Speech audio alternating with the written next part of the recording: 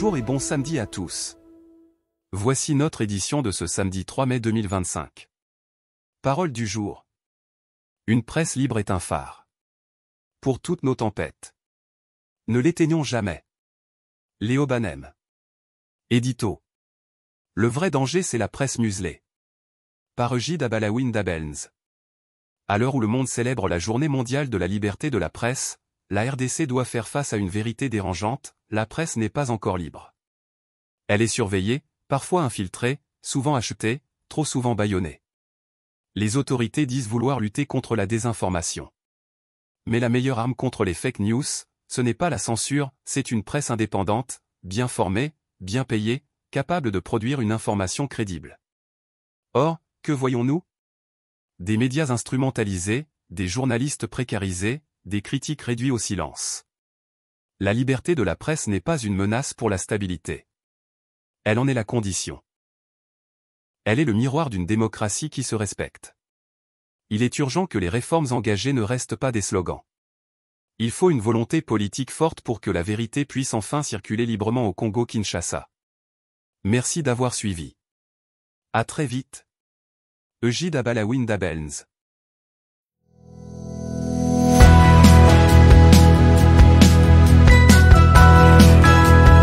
Voici notre tribune. Pour une démocratie réelle, protégeons la presse congolaise. Parenae. En République démocratique du Congo, la presse joue un rôle de garde-fou dans un système politique encore fragile. Elle est l'un des rares espaces où les citoyens peuvent encore entendre des voix critiques, poser des questions sensibles, dénoncer des abus. Mais cette liberté est constamment menacée. Les journalistes sont traqués, les médias fermés ou suspendus sur simple ordre administratif. La vérité dérange, surtout quand elle touche au cercle du pouvoir. Pourtant, comment parler de démocratie sans information libre? Sans médias indépendants, le débat public se meurt, et le peuple est réduit au silence. Il est temps d'arrêter de traiter les journalistes comme des ennemis. Leur garantir la sécurité, l'accès à l'information et la liberté d'expression, ce n'est pas leur faire une faveur, c'est respecter la Constitution, c'est garantir au peuple son droit de savoir. Défendre la presse, c'est défendre notre avenir démocratique.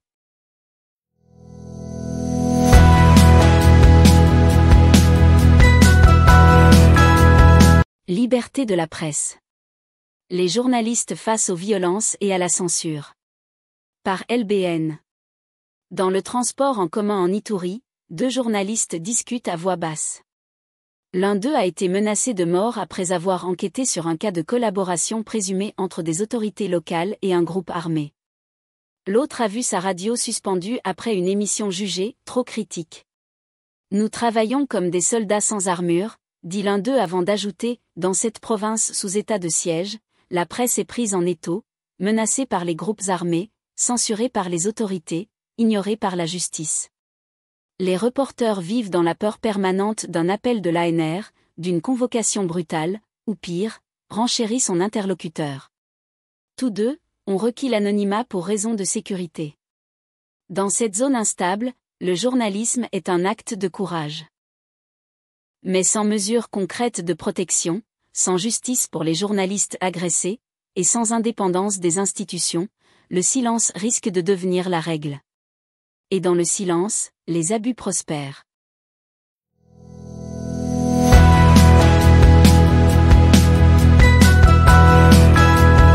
Crise économique, des enfants contraints de laver des véhicules à Bagira. Par Christian Mufungizi. Alors que la ville de Bukavu, dans l'est de la République démocratique du Congo, fait face à une crise sécuritaire persistante, un phénomène alarmant s'installe dans la commune de Bagira.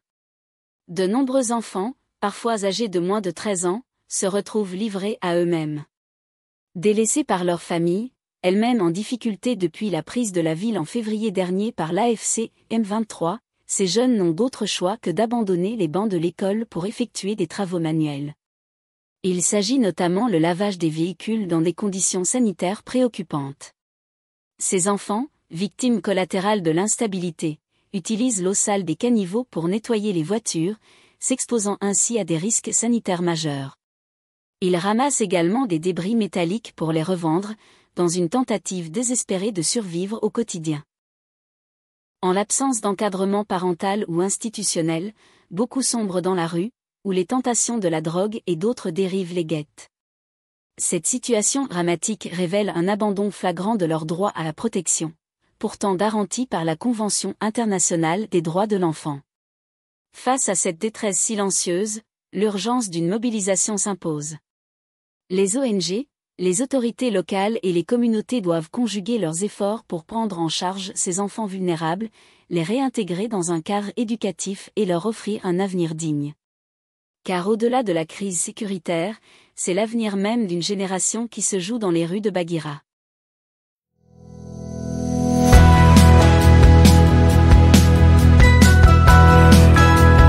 Bukavu au taux du jour.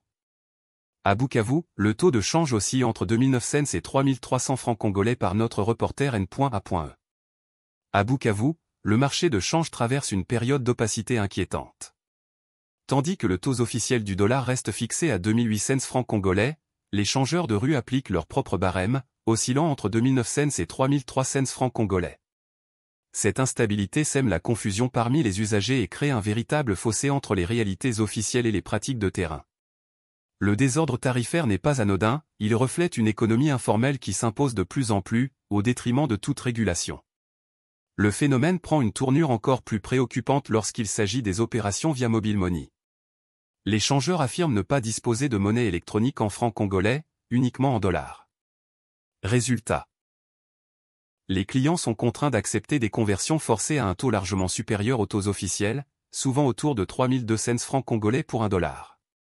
Une opération qui profite exclusivement aux changeurs, tandis que les citoyens, eux, perdent de précieuses ressources dans un système à sens unique.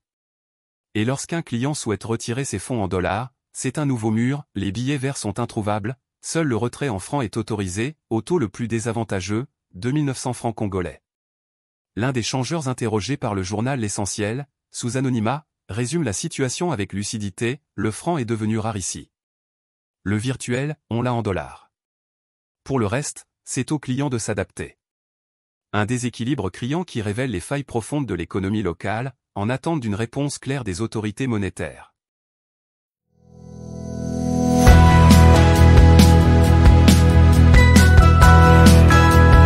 CAN-U20, le Ghana accroché par la RDC par un score nul de 1 partout. Par Eugide Abalaoui N.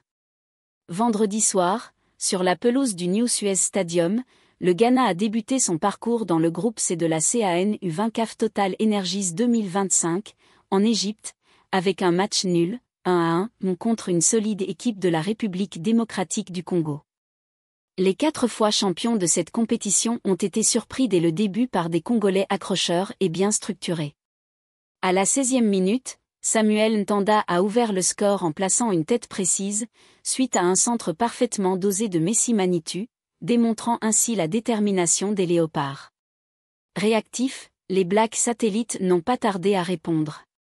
À peine 8 minutes plus tard, Emmanuel Mensah a expédié un centre vif dans la surface de réparation, qui a été habilement transformé en but par Musibo Aziz, d'un tir croisé imparable.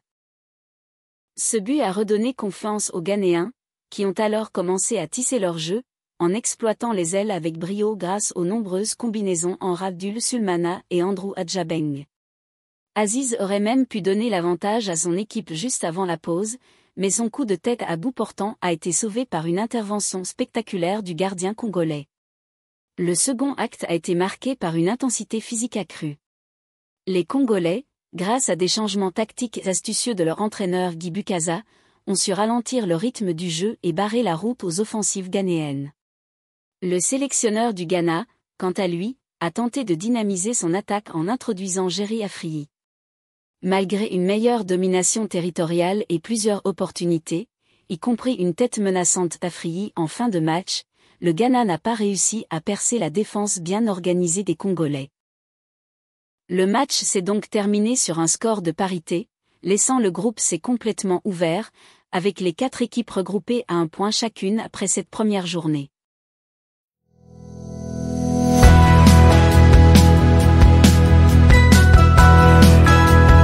À présent visitons notre box de santé. Une maladie très contagieuse dont on fait très peu écho au quotidien a pourtant gravi dangereusement les échelons.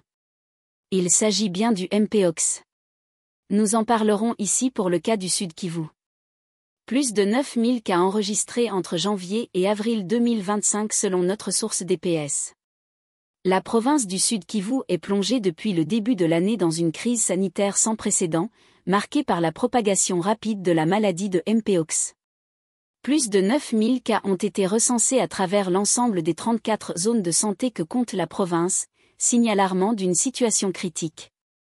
En tête des zones les plus affectées figurent Miti-Muresa, dans le territoire de Kabare, et Nyangezi, dans le territoire de Walungu. Cette flambée épidémique, qui ne cesse de gagner du terrain, soulève une profonde inquiétude au sein de la population et des acteurs de la santé. Les enfants de moins de 5 ans, particulièrement vulnérables à cette maladie, paient le plus lourd tribut de cette crise. Le président du pilier de communication sur la Mpox alerte sur la nécessité d'intensifier les actions de sensibilisation et de renforcer l'implication communautaire pour freiner la propagation. Il appelle à une mobilisation collective autour de la prévention, du respect des mesures d'hygiène, et surtout à une vigilance accrue face à toute apparition de symptômes. Pour répondre à cette urgence, les autorités sanitaires ont lancé une campagne ciblée de vaccination dès ce vendredi 2 mai, annonce le docteur Claude Baizir. Cette opération concerne prioritairement les personnes ayant été en contact direct avec les malades, notamment dans les zones les plus touchées. Une démarche saluée par les professionnels de santé, qui y voient un espoir de contenir l'épidémie, à condition qu'elle soit accompagnée d'un appui logistique soutenu et d'une communication efficace à tous les niveaux de la population.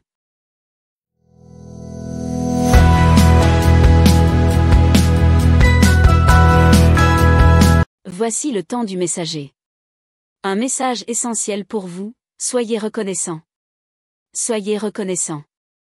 Colossiens 3, 15. Par Eugide Abalaoui N. Dans la lettre aux Colossiens, l'apôtre Paul nous exhorte à laisser la paix du Christ régner dans nos cœurs, car c'est cette paix qui nous unit en tant que membres d'un même corps. La reconnaissance, en tant qu'attitude spirituelle, découle de cette paix intérieure. Être reconnaissant ne signifie pas uniquement exprimer notre gratitude pour les bénédictions visibles. Mais c'est aussi savoir chercher la main de Dieu dans les épreuves et les moments difficiles. Chaque jour, nous sommes confrontés à des défis qui peuvent masquer notre vision de la bonté divine. Cependant, en choisissant d'être reconnaissants, nous ouvrons notre cœur et notre esprit à la profondeur de l'amour de Christ, ce qui transforme notre manière de vivre et d'interagir avec les autres. Reconnaître les bienfaits de Dieu, c'est aussi nourrir notre foi et témoigner de sa grâce. Dans un monde souvent dominé par le mécontentement et les plaintes, notre attitude de gratitude peut être une lumière qui brille dans l'obscurité. Elle nous rappelle que chaque moment, chaque souffle est un don précieux. En intégrant la reconnaissance dans notre quotidien, nous cultivons une âme sereine et joyeuse, capable de toucher ceux qui nous entourent. Alors, laissons la paix du Christ régner dans nos cœurs et prenons le temps d'exprimer notre gratitude, pour que toute notre vie soit un hymne de louange à celui qui nous a créés et qui veille sur nous avec bienveillance. Soyez reconnaissants en toutes choses, car c'est là la volonté de Dieu pour vous.